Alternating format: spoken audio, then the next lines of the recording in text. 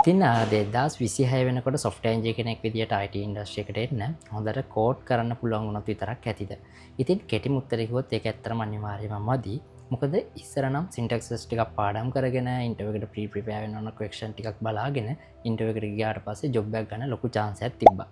ඒත් 2026 වෙනකොට තියෙන ලොකු competition එකත් අනිත් පැත්තෙන් AI tools වල දියුණුවත් එක්ක companies හොයන්නේ නිකම්ම කෝඩර් කෙනෙක් නෙමෙයි. ඇත්තරම ඒගොල්ලෝ හොයන්නේ complete problem solver කෙනෙක්. ඉතින් අද වීඩියෝ එකෙන් අපි කතා කරමු 2026 දී ඉන්ඩස්ට්‍රි එකට එනවා නම් කෝඩින් වලට අමතරව ඔයාලඟ තියෙන්න ඕනේ main core skill මොනවද කියන එක ගැන. ඉතින් පළවෙනි සහ වඩාත්ම ඉම්පෝර්ටන්ට් දේ තමයි system design and architecturing කියලා කියන්නේ. ඉතින් මේකෙදි ගොඩක් වෙලාවට ඔයාලට business use case එකක් හරි example එකක් විදිහට මෙන්න මේ කියන e-commerce site එකේ මෙන්න මේ වගේ ප්‍රශ්න ටිකක් තියෙනවා. ඔයා මේකට කොහොමද system එක design කරන්නේ? කොහොමද architecture එක plan කරන්නේ වගේ ප්‍රශ්නයක් අහන්න පුළුවන්. ඉතින් මේකෙදි ඔයාට අවබෝධයක් තියෙන්න ඕනේ. ඔයා මේකට microservice use කරනවද? හරි. microservice use කරනවා නම් මොන වගේ services ද ඔයා ඒකට use කරන්නේ? ඊට පස්සේ ඒ service එකට මොන වගේ database ද use කරන්නේ? ඇයි ඒ database එක use කරන්න හේතුව? එතකොට ඒක කොහොමද ඉස්සරහට scalable කරන්නේ?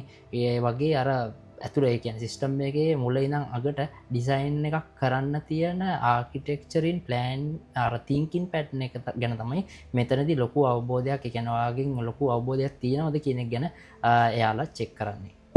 ඉතින් ඇත්තට මේකදී ඔයා 100%ක් පර්ෆෙක්ට් වෙලා ඔක්කොම දැනගෙන කියන්න අවශ්‍යතාවයක් නැහැ. බට් ඔයාට ෆවුන්ඩේෂන් එක කියන්නේ ඔයාට බේසික් දේවල් ටික හරියට කරගන්න පුළුවන් වෙන්න ඕනේ. අර කොහොමද ස්කේලබල් කරන්නේ මයික්‍රෝසර්විස් මොනවද යූස් කරන්නේ අර මම කලින් කිව්වා වගේ අන්නේ මේන් පොයින්ට්ස් ටික ගැන හොඳ අවබෝධයක් තියෙන්න ඕන සහ මේක නිකන් කටවචනෙන් කියනකට වඩා ඔයාට මේක ප්‍රැක්ටිකල් එක්ස්පීරියන්ස් එකක් ඔයාට එක්ස්පීරියන්ස් එකක් තියෙනවා නම් තමයි මේකට ඔයාට හොඳ ආන්සරින් දීමේ හැකියාවක් තියෙන්නේ. ඉතින් මේ පොයින්ට් එක ඇත්තටම ගොඩක් ලොකු ඉම්පෝර්ටන්ට් සහ ගොඩක් ලොකු වෙයිට් එකක් කම්පැනිස් ලබා දෙනවා.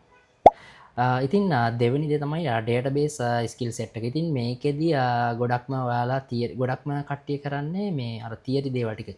අර බේසික් දේවල් ටික විතරක් බලාගෙන යනවා ඉන්ටර්විව් එකකට. ඉතින් එතනදී හැබැයි කම්පැනිස් පැත්තෙන් දැන් ගොඩක් වෙලාවට තියරි පැත්ත අහනවට වඩා ඔයාලට ප්‍රැක්ටිකල් ක්වෙස්චන් එකක් දීලා එක්සැම්පල් එකක් විදිහට ඔයාලට තියෙනවා මෙන්න මේ වගේ අපිට සිස්ටම් එකක් ඩිසයින් කරගන්න ඕනේ. ඒකට ඔයා මොන වගේ database tables ටිකක්ද suggest කරන්නේ. ඊට පස්සේ ඒ database table එකේ මොන වගේ fields මොනවද එන ඇතුලේ attribute වගේ දේවල් ගැන තමයි අහන්නේ. එතකොට ඊට අමතරව ඒක ඩිසයින් කරාට පස්සේ ආයේ ෂිමා එක ඩිසයින් කරාට පස්සේ database එක ඩිසයින් කරාට පස්සේ මෙන්න මේ query අපිට මෙන්න මේ query run කරලා පෙන්න queryයක් තියලා පෙන්නන්නේ මෙන්න මේ scenario එක cover වෙන විදිහට. ඒකෙදි ඔයාට ජොයින් queries ගැන අනිවාර්යෙන්ම අහන්න පුළුවන්. ඊට පස්සේ ඒවා where having වගේ queries keywords ගැන අහන්න පුළුවන්.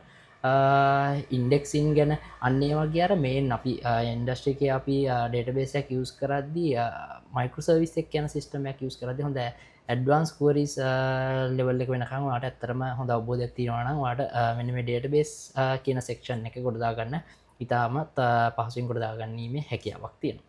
ඉතින් ඊළඟ පොයින්ට් එක තමයි DevOps and Cloud Knowledge කියලා කියන්නේ. ඉතින් ඇත්තටම දැන් ගොඩක් කැන්ඩිඩේට්ලාට අඩු ස්කිල් සෙට් එකක් තමයි මේ DevOps and Cloud Knowledge කියන එක. ඉතින් මේකෙදී ඔයාට AWS වගේ platform එකක් එක්ක වැඩ කරලා real world වැඩ කරලා experience එකක් තියෙනවා නම් ඔයාගේ personal project වල හෝ ඔයා freelancer work එකක හරි ඔයාට experience එක තියෙනවා නම් මේකෙදී ඔයාට හොඳට answer දීමේ හැකියාවක් තියෙනවා. ඉතින් මේකෙදී යාලා නිකම් අර තියරිටිකල් ක්වෙක්ෂන් වලට වඩා ඔයා මේක ප්‍රැක්ටිකල් යූස් කරලා තියෙනවද ඒක කොහොමද වර්ක් කරන්නේ ඒ වගේ දැන් AWS වල ගත්තොත් EC2 S3 වගේ දේවල් එක කොහොමද lambda ඒ වගේ දේවල් එක කොහොමද වර්ක් කරන්නේ ඇයි ඒ දේවල් ඕන වෙන්නේ වගේ දේවල් අර තියරි එකට වඩා ප්‍රැක්ටිකල් අංශයෙන් කියන ප්‍රැක්ටිකල් සයිඩ් එකෙන් ඔයාට රියල් වර්ල්ඩ් එක්සැම්පල් එක කියන්න පුළුවන් හැකියාවක් තියෙනවා නම් ඔයාට මේ සෙක්ෂන් එකත් අනිවාර්යෙන්ම ඉක්මනින් ගොඩ දාගන්න හැකියාවක් තියෙනවා. ඉතින් ඊට අමතරව Docker Kubernetes වගේ ඒවත් එක්ක වැඩ කරලා තියෙන එක්ස්පීරියන්ස් එක ඊට අමතරව CI/CD pipeline වගේ දේවල් ගැන හොඳ අයිඩියා එකක් තියෙනවා නම් මේ දේවල් වලට අනිවාර්යෙන්ම ඉන්ටර්විව් එක ඇතුළතදී ප්ලස් පොයින්ට් එකක් වෙනවා. ඉතින් හතරවෙනි කරුණ තමයි culture fit and leadership skill කියලා කියන්නේ. ඉතින් ගොඩක් වෙලාවට මෙයාලා මේ soft skill ගැන වෙනම direct question අහන්නේ නැහැ. මේක වාගේ අර ඉන්ටර්විව් එක තියෙන duration එක කාලය අතරතුරදී තමයි වාගෙන් ඒ ටික ජජ් කරන්න ඇත්තටම. ඉතින් කොහොමද ප්‍රශ්නයක් ආවට පස්සේ ඒකට 100%ක් responsibility එක ගන්නවද? අරගෙන ඒක ඔයාගේ ප්‍රශ්නයක් විදියට අරගෙන ඒක ඔයා සොල්ව් කරනවද ඊට පස්සේ අනිත් අය එක්ක අයිඩියාස් ඔයා ෂෙයා කරගන්නේ කොහොමද කියන එක සහ ඔයාව කම්පැනි එකේ තියෙන කල්චර් එකට එලයින් වෙනවද කියන එක ගැන අනිවාර්යයෙන්ම ඔයාට ඉන්ටර්වියු සෙෂන් එක අතරතුරේදී බලනවා. ඉතින් මේ දේවල් ගැනත් ඔයා හොඳ අවබෝධයක් තියාගෙන යන්න ඕනේ. අර ඔයාගේ අපි අර කලින් කතා කරපු පොයින්ට්ස් වලට අමතරව මේවටත් සාමාන්‍ය ඇවරේජ් මාක්ස් ප්‍රමාණයක් හම්බ වෙනවා. එතකොට අනිවාර්යයෙන්ම ඔයාව එයාලගේ කම්පැනි කල්චර් එකත් එක්ක එලයින් වෙනවද කියන එක නම් අනිවාර්යයෙන්ම එයාලා බලනවා. මොකද එහෙම නැතුව ඔයා ඔයා වෙනම කල්චර් එකක ඉන්නවා නම් එතකොට ඒක කම්පැනි කල්චර් එකට ගැලපෙන්නේ නැත්නම් ඔයා එතකොට ඔයාවට පස්සේ ඔයා try කරනවා කම්පැනි එකේ කල්චර් එක වෙනස් කරන්න. ඉතින් එහෙම අය ඇත්තටම ගොඩක්ම හය කරන්න බලන්නේ නැහැ. මොකද එයාලගේ කල්චර් එකට එලයින් වෙනවද? අර ඔයා රෙස්පොන්සිබිලිටි එක ගන්නවද වගේ අර සොෆ්ට් ස්කිල් ටික තියෙනවනේ අන්නේ ස්කිල් ටික අනිවාර්යයෙන්ම ඔයාගේ චෙක් කරනවා. මොකද ඒක එයාලට ඉස්සරහටවත් එක වැඩ කරන් යද්දී අනිවාර්යයෙන්ම මේක ලේසි වෙන නිසා. ඉතින් පස්වෙනි කාරණය තමයි ඇල්ගොරිතම් and problem solving කියලා කියන්නේ. ඉතින් මේක ඇත්තටම ඉස්සරින් ඉඳන්ම අනිවාර්යයෙන්ම තියෙන්න ඕන දෙයක්.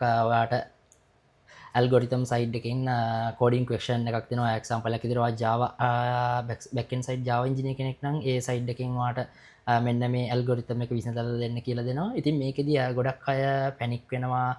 සමහරු කටපාඩමින් කෝඩ් එක ලියාගෙන යනවා. එතකොට ඇත්තට මෙතන ස්ටෙප් ෆලෝ කිරීමක් නැහැ. නිකම්ම කටපාඩමින් කෝඩ් එක ලියාගෙන යනවා. ඉතින් එතකොට අනිවාර්යයෙන්ම රිජෙක්ට් වෙන්න තියෙන percentage එක වැඩි. එයාලා එතනදී බලන්නේ ඒ වගේ ඇල්ගොරිතම් ප්‍රශ්නයක් දුන්නාට පස්සේ ඔයා කොහොමද ඒක ස්ටෙප් බයි ස්ටෙප් ස්මෝල් පීසස් වලට කඩාගෙන ඒ පීසස් 1 by 1 achieve කරගෙන කොහොමද ඔයාට ෆයිනල් ගෝල් එකට යන්නේ කියන එක. ඇත්තට මේකෙදි ෆයිනල් ගෝල් එකට සමහර වෙලාවට ඔයාට යන්න බැරි වෙන්න පුළුවන්. මොකද ඔයාට සමහර ඩවුට් තියෙන්න පුළුවන්. හරි ඔයාගේ ස්කිල් ගැප් එක නිසා යන්න බැරි වෙන්න පුළුවන්. හැබැයි ඔයාලට try ඔයාට දෙන එකට දෙන කමිට්මන්ට් එක සහ ඔයා ඒකද ස්ටෙප් බයි ස්ටෙප් කඩාගෙන ඒක ඔයා ප්‍රශ්නය ඔයාගේ ඒක රෙස්පොන්සිබිලිටි අරගෙන කොහොමද ඒක සොල්ව් කරන්න දෙන try එක සහ ඒ දේවල් එක්ක ඔයාට අනිවාර්යෙන් මාක්ස් එකක් හම්බ වෙනවා. ඉතින් ඒකෙදි ඔයා අනිවාර්යෙන්ම අර නිකන් කෝඩ් එක්සර්සයිස් එකක් දුන්නාට පස්සේ නිකන් කටපාඩමින් හරි නිකන් මොහේ කෝඩ් එකක් ලියාගෙන යන්න එපා.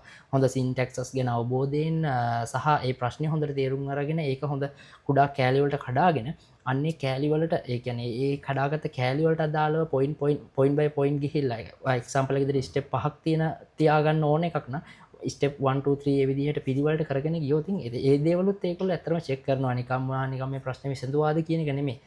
මේක කොහොමද විසඳුවේ?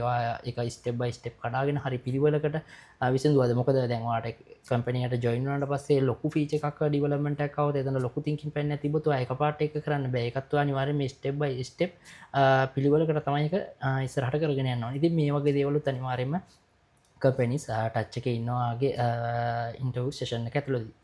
ඉතින් කෙටියම කිව්වොත් 2026 වෙනකොට software engineer කෙනෙක් කියන්නේ ඉතින් නිකම්ම කෝඩ් එකක් ලියන කෝඩර් කෙනෙක් නෙමෙයි. ඉතින් solid system design foundation එකක් තියෙන්න ඕනේ.